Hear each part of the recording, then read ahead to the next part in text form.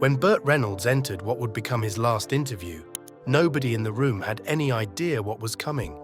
It felt normal at first. Lights, cameras, small talk. But then something shifted.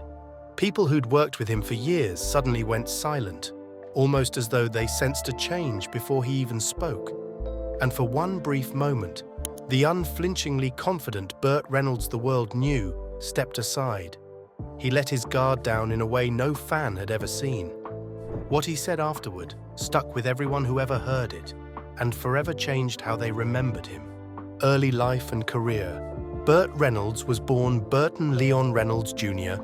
on February 11, 1936, to Burton Milo Reynolds Sr. and Harriet Fern Reynolds, into a family that moved around a great deal due to his father's military career.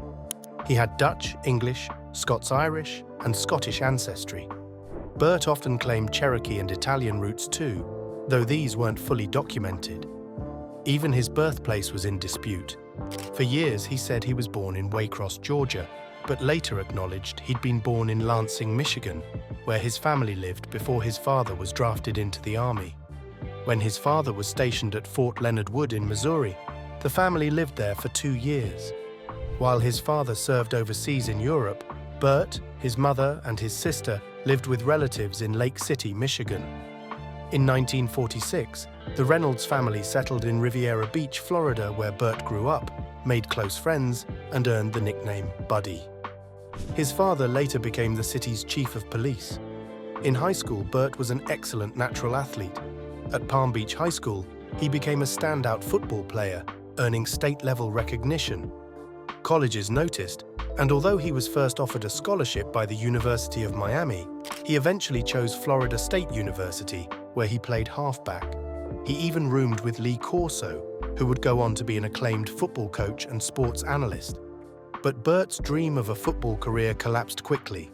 First, a shoulder injury in his very first season, then a knee injury in 1955, and just when he hoped to recover, a terrible car accident left him badly hurt. At 19, he had a ruined knee, internal injuries, and a completely changed future. He tried going back to football, but quickly knew he would never play the same way again. Still physically and emotionally recovering, Burt enrolled at Palm Beach Junior College.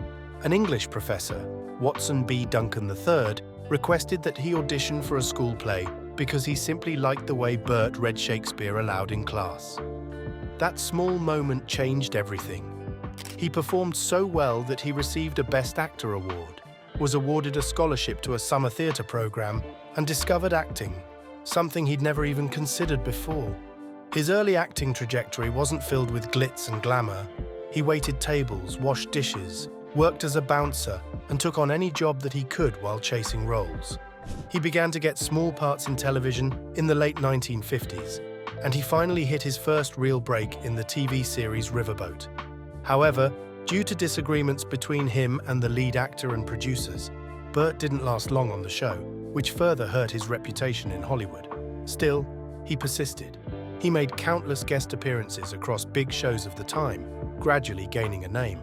The big break came when in 1962, he was cast as Quint Asper in Gunsmoke. Burt would later mention these years were among the best years of his life. From there, his career kept moving up and down, but his charm, humor, and determination always pulled him forward. Well before he was a movie legend, Burt Reynolds was simply a young man whose dreams were shattered, only for life to push him toward the career he was truly meant for. Burt Reynolds' personal life. When Burt Reynolds was in college, his roommate Lee Corso used to joke about just how striking Burt looked. He said he was so handsome that he practically used him as bait. According to Corso, Burt could walk across campus and return with 2 girls, one stunning and one not as stunning, and Corso would happily take the second one. Even those less attractive girls, Corso laughed, were still far more beautiful than anyone he could ever get on his own. It was one of the earliest signs that Burt's charm wasn't something he learned later in Hollywood. It was simply who he was. When it came to relationships, Burt's love life was just as dramatic as any movie he was starring in. He first married English actress Judy Kahn, best known for her work on Rowan and Martin's Laugh-In. They married in 1963, but the marriage lasted only 2 years. Burt later admitted he was far too young and far too focused on his rising career to make a marriage work at that time. Following that, he lived together with actress Miko Miyama between 1968 and 1971, during a time when he was becoming more visible in TV and film. But it was his next relationship that turned into a Hollywood headline. In 1971, Burt started dating singer and TV personality Dinah Shore, who was 20 years his senior. The age difference sent shockwaves to many people then, but Burt didn't care. Their relationship lasted 4 years, and he always spoke well of her. Dinah was, he often said, the first woman who made him feel really grounded and understood. Around the mid-1970s, Burt was briefly dating country music legend Tammy Wynette, though that relationship didn't last long. Then came what Burt later described as the great love story of his life, Sally Field. They were together from 1976 until 1980, and then on and off until about 1982.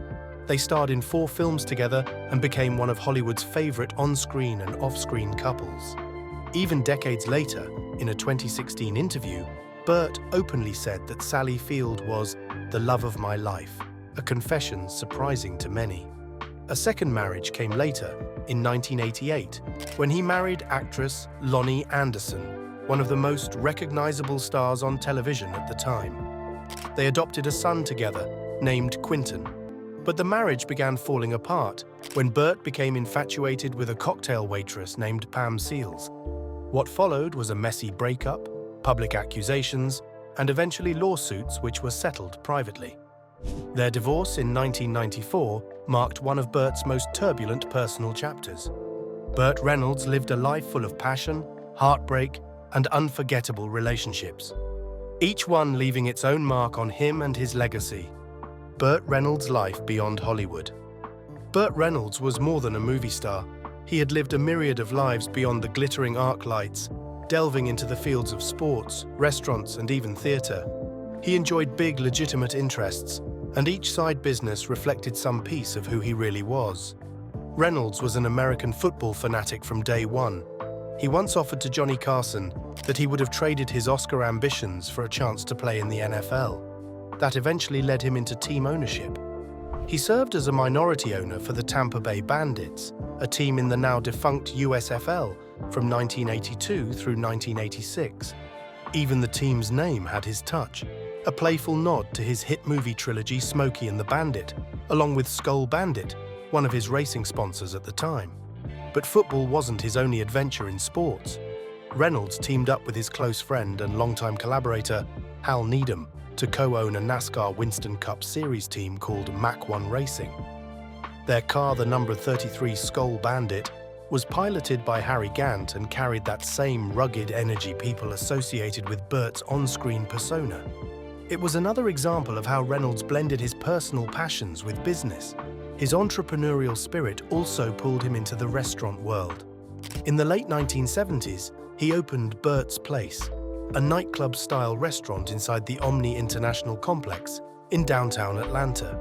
Although the place closed after a year, it showed how willing Reynolds was to take risks and try new ventures.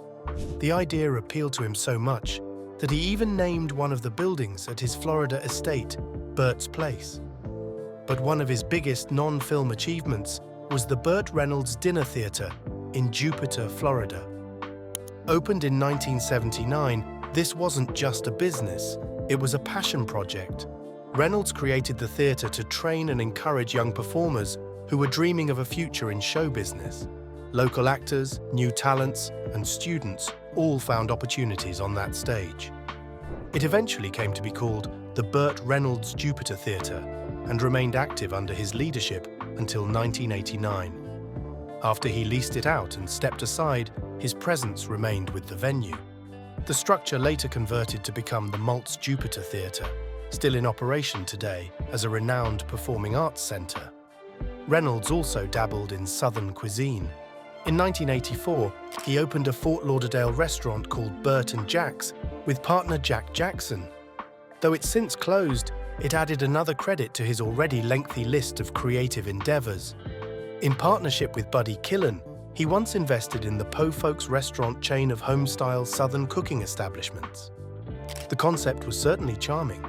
However, the businesses did not last, and neither did their later investment in yet another Southern-style chain of restaurants. While not all of Reynolds's ventures proved successful, every one of them bespoke his curiosities, creativeness, and readiness to explore life way beyond movies. He wasn't afraid to follow his passions, on the field, on the road, in the kitchen, and that is part of what made him unforgettable. His money troubles and the downfall that followed.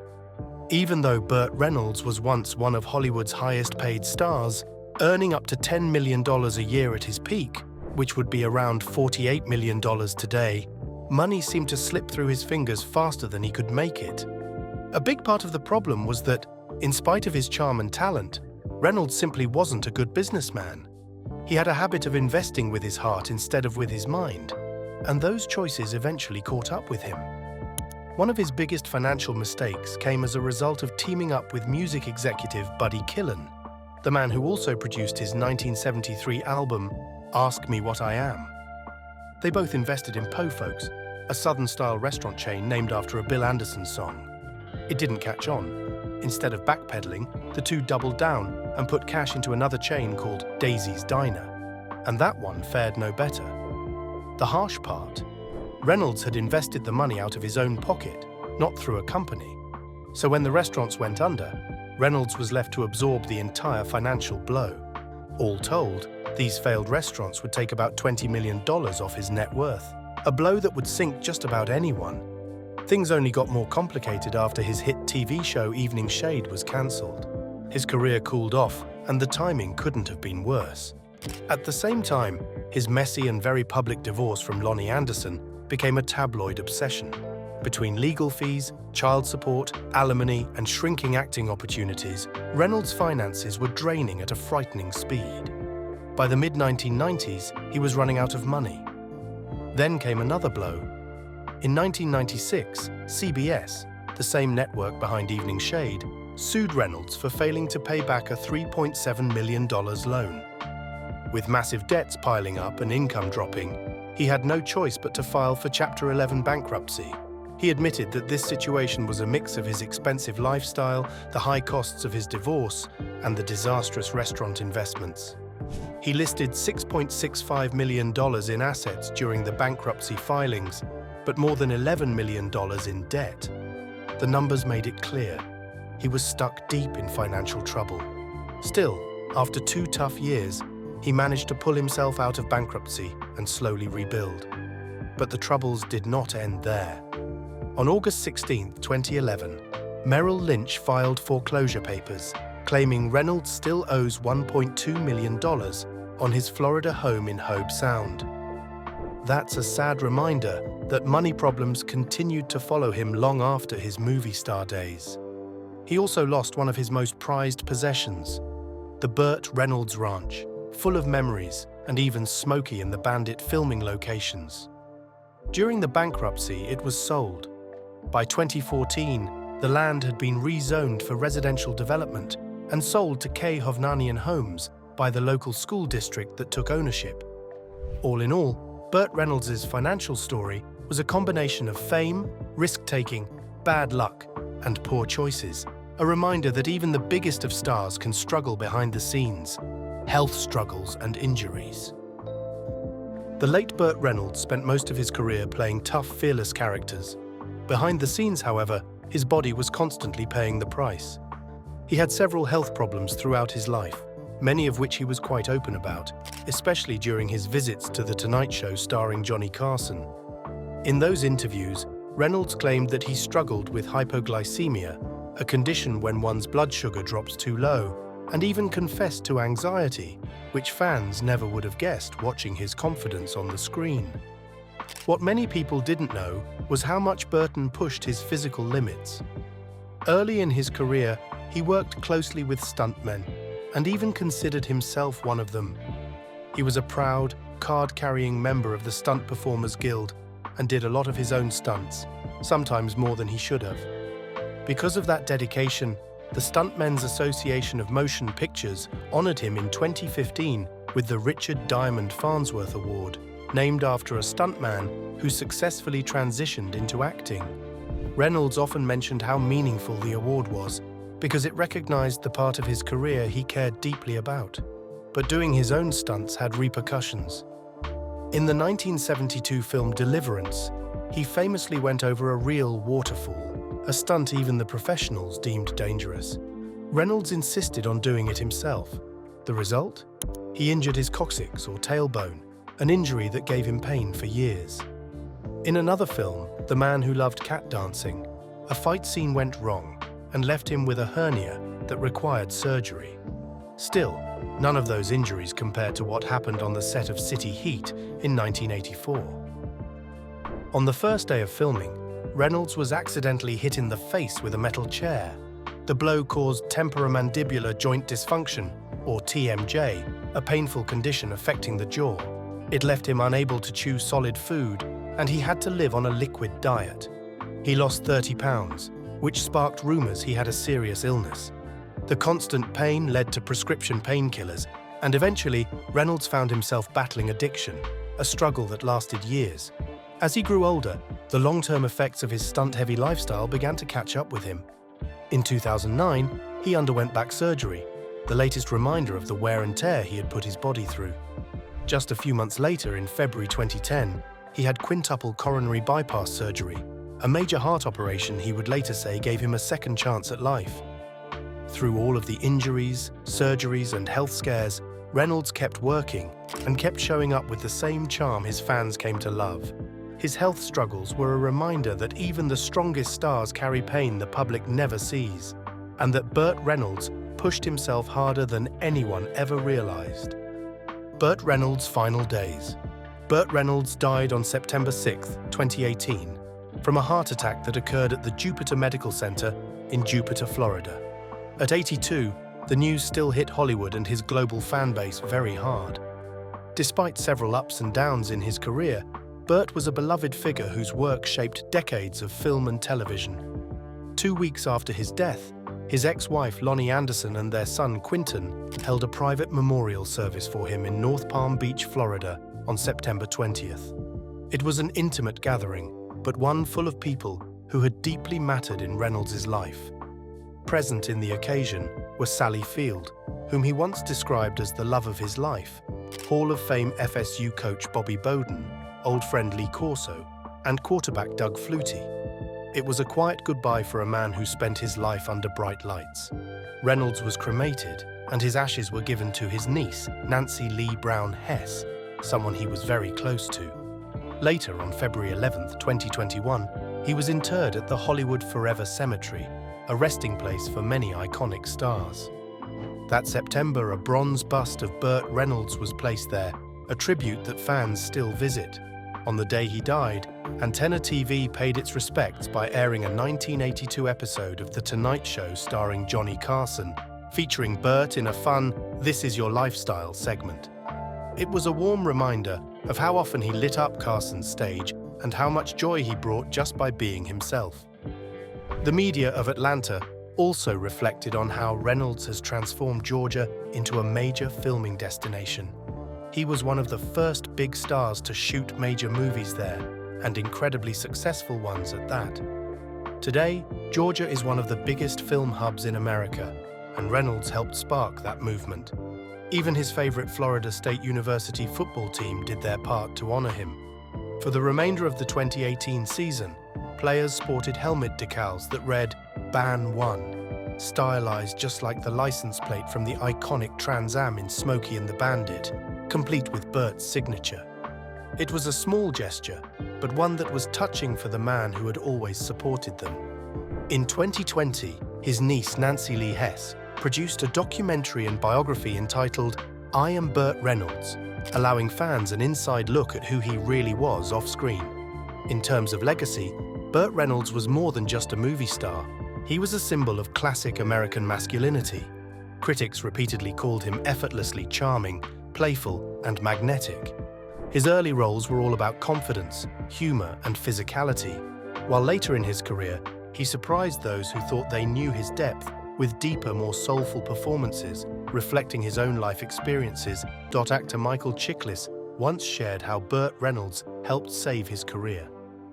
After Chiklis played John Belushi in the movie Wired, 1989, he found himself blackballed in Hollywood, struggling to get work. Reynolds understood that feeling of being pushed aside, having witnessed similar challenges himself while growing up during the McCarthy era. Recognizing Chiklis's talent and potential, Reynolds gave him a role in the TV series BL Striker, offering him a chance to rebuild his career. This act showed a side of Reynolds that went beyond the charm and bravado audiences saw on screen. He wasn't just a Hollywood legend, known for his movies, stunts, or style. He was also someone who cared about people, their struggles, and their opportunities. By supporting Chiklis, he left a mark not just through films, but through kindness and mentorship. Burt Reynolds' legacy blends talent, confidence, and genuine compassion, a combination that will be remembered for generations. Burt Reynolds' final words. In March 2018, just months before his death, Burt Reynolds was on The Today Show with Hoda Kotb to promote his film The Last Movie Star. What started like a normal, light-hearted talk show moment shifted into something unexpectedly emotional. After Kotb asked him who the love of his life was, Reynolds didn't hesitate. Sally? He meant Sally Field, his former co-star and longtime on-and-off love. He added, she is still. I wanted her really bad for Smokey and they said, well, she's not sexy. And I said, you don't get it, talent is sexy. A moment widely reported by Entertainment Tonight and The Independent. For a moment, he wasn't the confident, joking, larger-than-life star everyone remembered. He sounded softer, nostalgic, and far more vulnerable than usual. It felt like he was letting people see the real Burt Reynolds, the man behind the charm and swagger. Less than a few months later, Reynolds died of a heart attack on September 6, 2018, in Jupiter, Florida, at age 82, as reported by CBS News. The timing made the interview even more emotional to those who had followed his long and complicated journey through fame. Fans were struck by how honest he'd been. Known for tough guy roles and that trademark confidence, Reynolds suddenly sounded reflective and deeply human. Admitting to loving Sally Field in such a forthright manner, decades after their breakup, astonished many viewers. It felt raw and candid. That alone made the moment unforgettable. For those who grew up watching him, the interview was a bit bittersweet, a combination of nostalgia, vulnerability, and quiet ache missed. There is no public evidence that he had cried during that Today Show appearance. As a matter of fact, some outlets later suggested that a few of his comments sounded confused, including when he joked that he fell for Sally Field when she was 7 aslip, he later corrected, as reported by The Independent. But the emotional impact didn't come from any tears. It came in the tone of his voice, in the way his thoughts drifted, and in the honesty that slipped through in between the jokes. Not long before his death, Reynolds told a reporter in 2018, "I don't have any regrets left," a quote shared by Business Insider. For a man who had lived through huge highs, painful mistakes, broken relationships and financial troubles, where moments of triumph were counted in relation to those, it was a surprisingly peaceful outlook. That final interview showed a man who lived passionately, loved deeply, and quietly carried his regrets. For many viewers, that moment wasn't really about Hollywood or fame at all. That was about watching someone finally tell the truth about their life, simply, quietly, and without defenses. And that honesty alone was enough to leave many viewers wiping away tears. In the end, what makes Burt Reynolds' story so powerful isn't just the films he made or the fame he earned. It's that he was, at his core, a man who lived boldly, loved deeply, and eventually learned to speak honestly. Many remember him for the swagger, the laughs, the chase scenes, and the charm. But his final years remind us of something else, that behind the bravado there was a real person, with hopes, regrets, love, and vulnerabilities. Burt's last interview didn't feel like a publicity stunt or a farewell speech. Instead, it felt like one last moment of truth, a quiet confession from a man tired of carrying masks. He didn't need to play a role or pretend to be untouchable. For those who heard him, it was deeply human. If nothing else, It showed that even the biggest stars eventually just want to be real. We often think the stories of actors end when the credits roll or when they fade from fame. But Burt's life teaches us that the story continues, off camera, away from headlines, in moments of honesty, memory, and reflection. Fame might fade, finances might fail, and life may grow complicated. But what remains, love, regret, self-awareness, and vulnerability, is universal. In remembering Burt, we must remember the man beyond the movies, the one who once ran after football dreams, then stumbled into acting, the one whose mistakes cost him dearly, yet never stopped trying, the one whose heart ached in silence before he finally spoke. That last interview was not perfect. It may have been awkward in parts, unclear in others, but it was real. And for many, that's enough. Ultimately, Burt Reynolds' life was messy, unpredictable, sometimes heartbreaking, but also full of laughter, passion, and unexpected grace. He showed us that success doesn't guarantee happiness, but honesty can bring us a glimmer of redemption. He showed us that vulnerability isn't weakness, but humanity. So if someone asks you today, who was Burt Reynolds? Don't just think of the movies, the mustache, or the stunts. Think of a man who, even near the end, still believed in love, still carried regret, and still cared enough to speak from the heart. And in that, perhaps, we find something of ourselves, flawed, striving, longing, and finally honest. And that's a wrap on Burt Reynolds' incredible life and those final, unforgettable moments. If you enjoyed this deep exploration into his career, love, regrets, and humanity, don't forget to hit that like button and subscribe for more stories that go beyond the screen. Drop a comment below sharing your favorite Burt Reynolds memory or movie. We'd love to hear from you. And make sure to turn on notifications so you never miss another behind-the-scenes look at Hollywood legends. Thanks for watching, and we'll see you in the next video.